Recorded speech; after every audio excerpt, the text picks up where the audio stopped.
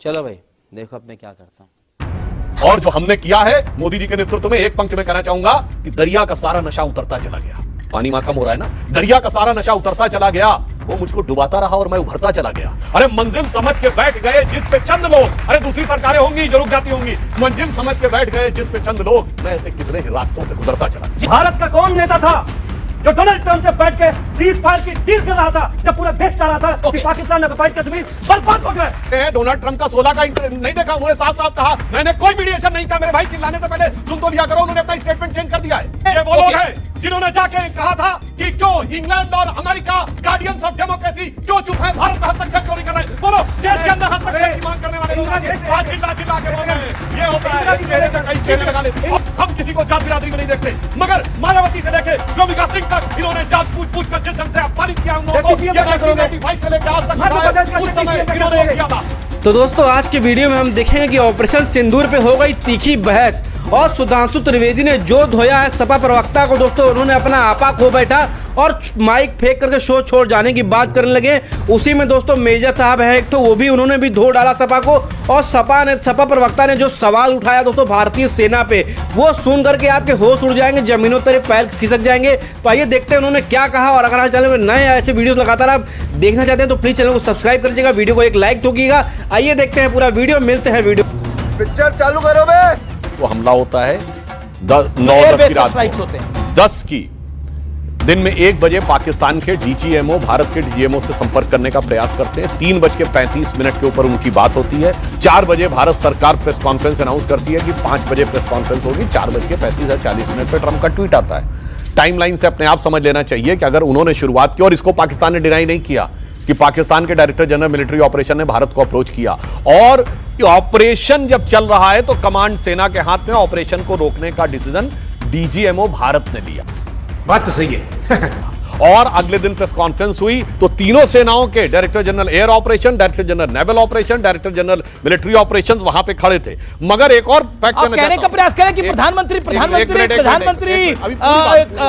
का निर्णय नहीं था, डीजीएमओ का सिर्फ निर्णय था। मैंने अपने पिछले वक्तव्य में कहा था 14 मई का, आप स्टेटमेंट देखिए, स्टेट डिपार्टमेंट वाले से पूछा गया अमेरिका में कि क्या पाकिस्तान में न्यूक्लियर लीक के कारण कोई अमेरिका का विमान गया है जो रेडिएशन को चेक करने वाला है?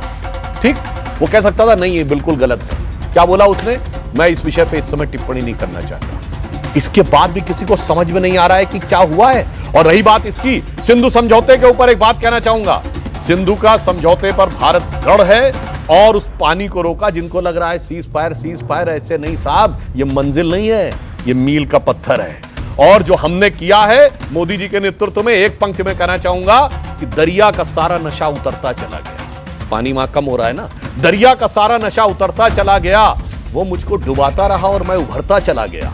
अरे मंजिल समझ के बैठ गए जिस पे चंद लोग, अरे दूसरी सरकारें होंगी जो रुक जाती होंगी, मंजिल समझ के बैठ गए जिस पे चंद लोग, मैं ऐसे कितने ही रास्तों से गुजरता चला।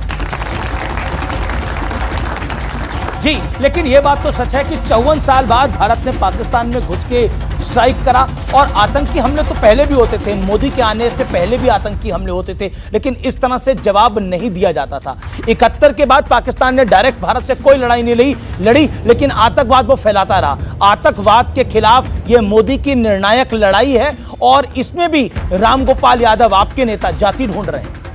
देखिए, मैं आज सिर्फ पाकिस्तान बनाम भारत की बात चल रही है, तो मैं भाजपा बनाम समाजवादी या विपक्ष की बात नहीं करूंगा। मैं इसलिए नहीं करूंगा कि आज भी खुद कि सीज हुआ है तो इसका जश्न क्यों मनाए। तो मैं आपसे बोला ना, देखिए माननीय नेता अखिलेश यादव जी ने जो बात बोली है, वो एक सैनिक स्कूल के पढ़े हुए, उनके वालिद मोहतरम रक्षा मंत्री रहे, और हमारे सिन्हा साहब जानते हैं, मेजर साहब, कि पाकिस्तान को 3 किलोमीटर अंदर घुसेड़ दिया था जब वो रक्षा मंत्री थे। अच्छा, हमको सिखा रिया है। हमारी सेना पे जो सवाल की बात हो रही है, किसने कहा था कि सेना से ज्यादा मेहनत तो व्यापारी करते हैं, सेना से ज्यादा कुर्बानी तो व्यापारी देते हैं। और इनका deputy chief minister Madhya Pradesh का कह रहा है कि भारत की सेना, भारत की आर्मी प्रधानमंत्री के कदमों में नतमस्तक कर रही है। कौन सहमत इस बात? कोई भी नहीं सहमत हो सकता। प्रोफेसर राम गोपाल यादव जी ने इतनी बात कही कि कर्नल सोफिया जैसी बेटियां, सब हमारी सब बेटियां, ये सब में सोफिया और रेणुका सिंह है हमारी बेटियों के अंदर। उसको लेकर जो लिंचिंग शुरू हुई सोशल मीडिया में, यह है सेना का सम्मान। हम अभी भी यह कहना चाहते हैं आदरणीय प्रधानमंत्री जी से कि आपको जो शक्ति मिली एलओपी आदरणीय राहुल जी की, माननीय अखिलेश यादव जी की, as a third largest party in Lok Sabha, हमने कहा कि पाकिस्तान को यह पहला ऐसा समय है जब पूरा देश आपके साथ खड़ा है, पूरा विपक्ष आपके साथ खड़ा है, पूरा पक्ष आपके साथ खड़ा है। अब हमारी फौजों को जब आपने आगे भेज दिया और 10 तारीख को जब अमेरिका का सदर मार्को रूबियो, क्या बोलता है मार्को रूबियो, कह रहा है कि सदर नहीं, विदेश सचिव, जी सदर तो ट्रंप साहब हुए, सदर साहब और रूबियो क्या बोलते हैं, 24 घंटे से दोनों देशों के अध्यक्षों से बात चल रही है। हम ये पूछते हैं कि जब हमारे मेजर साहब की हमारी फौज जब आगे जा रही है, दुश्मनों से के एक आतंकवादी ठिकानों को नेस्त नाबूद करने के लिए भारत का कौन नेता था जो डोनाल्ड ट्रंप से बैठ के सीज फायर की डील कर रहा था, जब पूरा देश चाह रहा था कि पाकिस्तान ऑक्युपाइड कश्मीर बर्बाद हो जाए? कौन नेता था वो? मजा नहीं आ रहा है।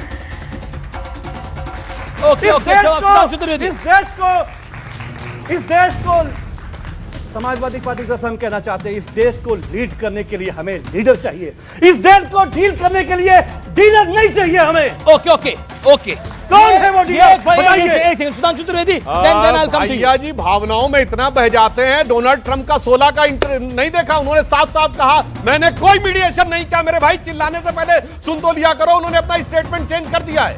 और भारत ने उससे एक दिन पहले भारत के विदेश सचिव, विदेश विभाग के प्रवक्ता रणधीर जायसवाल जी ने कहा कोई मीडिएशन की कोई संभावना नहीं है किसी भी देश के साथ, और उस देश के साथ भी नहीं। चिल्ला के वो बोल रहे हैं जो विदेश में जाके बोले। सर आप एक करके 30 सेकंड वो बोलिए, और ये बीच में बोलो, बीच में ना बोल। जिनको शक्ति मिली है प्रधानमंत्री जी को, वो चुप क्यों है? किससे डर रहे हैं वो? अरे भाई जब ट्रंप मतलब आप कह रहे हैं कि देश का आप कह रहे हैं प्रधानमंत्री मोदी डर रहे हैं, आप कह रहे हैं प्रधानमंत्री मोदी डर रहे हैं, कांग्रेस कह रही है कायर है। ये वो लोग हैं जिन्होंने जाके कहा था कि क्यों इंग्लैंड और अमेरिका गार्डियंस ऑफ डेमोक्रेसी क्यों चुप हैं, भारत में हस्तक्षेप क्यों नहीं कर रहे हैं? बोलो, देश के अंदर हस्तक्षेप की मांग करने वाले लोग आज चिल्ला चिल्ला के बोल रहे हैं। ये होता है एक चेहरे पे कई चेहरे लगा लेते।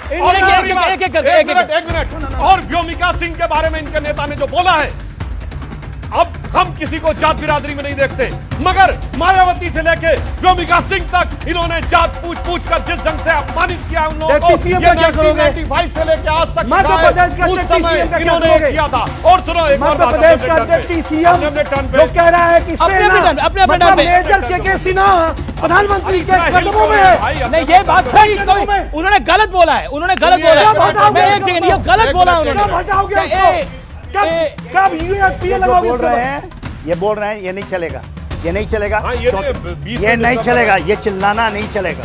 देखिए फौज, मैं यदि फौज को रिप्रेजेंट कर रहा हूं तो अपनी पूरे फौज और वेटरन को रिप्रेजेंट कर रहा हूं। आपके चैनल में अकेला हूं। देखिए ये सुनिए, कभी नहीं हुआ कि ऑपरेशन चलने के पहले एक देश का सबसे एग्जीक्यूटिव वो कहता है सेना को पूरी छूट है, ऑपरेशन थमा है, खत्म नहीं हुआ। क्यों नहीं समझते ये लोग? ये देखिए, इनको कुछ जीरो जानते हैं ये। आपने सुनिए जीरो जानते हैं आप, जीरो, इनको नॉलेज नहीं है। ये ऑपरेशन 7 तारीख को देखा देश में। 10 सेकंड बोले फिर अब आपके पास आ। ऑपरेशन 7 तारीख को, 5 तारीख को हेड ऑफ द स्टेट ये कहता है कि ये पूरी छूट है, और लगातार इस देश के 96 साल आपने देखा प्रधानमंत्री इन द फ्रंट, एनएसए। प्रधानमंत्री डरपोक है, प्रधानमंत्री 96 सोया नहीं है एक आदमी। कभी ऐसा हुआ है ऑपरेशंस में? मैंने देखी है, 40 साल का मेरा तजुर्बा है। ये एक बार मिलते, एक बार, वो आदमी अकेला बैठा हुआ, और एनएसए वहां पर सारे तीनों के सेना सीनियर। कभी नहीं हुआ है, कभी नहीं। और 3 दिन पहले, ऑपरेशन चलने के 3 दिन पहले ये घोषणा हुई सेना को पूरी छूट है। आज छूट है ऑपरेशन ब्रेक लेने का, थमा है, रुका नहीं है। रुका नहीं। अच्छा, आपको नॉलेज नहीं है, क्या बात करते हैं? आपको नॉलेज नहीं है विवेक, फिर भी आप बोल रहे हैं। ओके, तो दोस्तों सबसे पहले मैं इन जाहिल एंटी बीजेपी और देश के जो बाहर पाकिस्तान के लोग हैं उनको ये सपोर्ट करने वाले कुछ चंद लोग जो भारत में देश के दिमक बन के बैठे हुए हैं, मैं उनको बताना चाहता हूँ कि ऑपरेशन सिंदूर अभी भी जारी है, अभी भी खत्म नहीं हुआ है, केवल थोड़ा सा थमा है, वो खत्म नहीं हुआ है। और हमारे प्रधानमंत्री मोदी जी ने साफ तौर पर खुली चुनौती देकर के पाकिस्तान को बोला है कि अब अगर राख उठाया तो ये वॉर होगी। और दोस्तों खतरनाक तरीके से जो धोया है, उसके बाद सुधांशु त्रिवेदी और दोस्तों सपा प्रवक्ता जो है उनके बीच में जो बहस, तीखी बहस हमको देखने को मिली है। जो सुधांशु त्रिवेदी ने जिस कदर उनको जवाब दिया है, जिस तरह से उनको धोया है, वो देख करके अगर आपको जरा भी संतुष्टि हुई हो तो एक लाइक ठोक दीजिए चैनल को। और चैनल पे दोस्तों जो उनके बारे में एक शब्द जरूर लिखिए, सुधांशु त्रिवेदी ने सही बोला या नहीं बोला, ये आप कमेंट बॉक्स में बताइएगा। और दोस्तों बात करते हैं जो सपा प्रवक्ता बोल रहे हैं, जो भारतीय सेना पे वो सवाल उठा रहे हैं। और दोस्तों भारतीय प्रधानमंत्री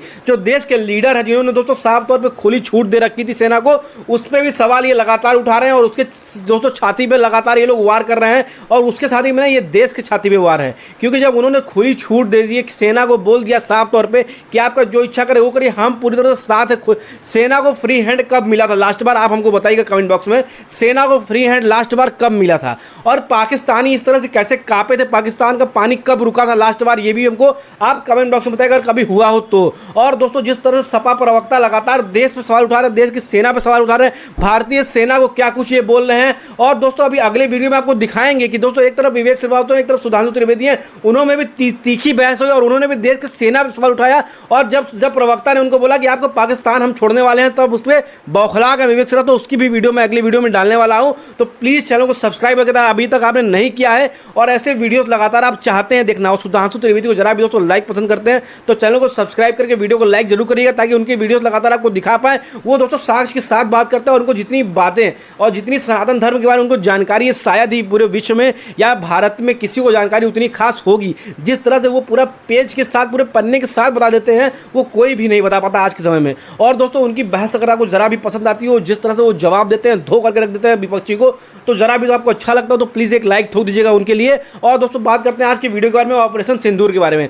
दोस्तों जब पाकिस्तान ने जो कुछ किया था, उसका जवाब जब भारतीय सेना ने 7 तारीख को जवाब जब शुरू किया, तो पाकिस्तान थर थर कांपने लगा, दौड़ने लगा ट्रंप के पास। और ये सपा के जो प्रवक्ता है वो बोल रहे हैं ट्रंप के पास आप क्यों गए, ट्रंप के पास भारत नहीं गया था, ट्रंप खुद बीच में हस्तक्षेप कर रहा था आकर के। उसको भी भारत ने जवाब दे दिया साफ तौर पर। उन्होंने अपना स्टेटमेंट भी वापस लिया और अपना ट्वीट भी वापस लिया, डिलीट किया। मैं इनको बताना चाहता हूँ वो क्यों किया, ये पहले आप समझ लीजिए। भारत की तरफ से कोई कार्रवाई हुई तब जाके ट्रंप ने ऐसा कुछ किया है, अपना शब्द वापस लिया है, अपना डिलीट किया है कि हम मध्यस्थता नहीं किए हैं। और भारत ने बोल दिया कि मध्यस्थता किसी की जरूरत भी नहीं है। और ट्रंप ने उसके बाद ही अपना बयान वापस लिया। उसके बाद दोस्तों पाकिस्तान बौखलाने लगे, चीखने। उसके पहले ही पाकिस्तान चीख रहे थे, बौखला रहे थे, दौड़ दौड़ के पापा ट्रंप के पास जा रहे थे, पापा चाइना जो इनके दूसरे पापा है उसके पास जा रहे थे, लेकिन कोई भी मदद कहीं से नहीं आ पा रही थी, क्योंकि भारत पूरी तरह से बोल चुका था कि हमको बीच में किसी का हस्तक्षेप नहीं चाहिए। यह पाकिस्तान और इंडिया के बीच की मामला है, ये हम आपस में सुलट लेंगे और पाकिस्तान को उनकी औकात दिखा देंगे। और भारत ने वैसा ही कुछ किया, पाकिस्तान को उनकी औकात दिखा दी। 9 एयरबेस को ऐसा धूल चटाया, ऐसा तबाह किया,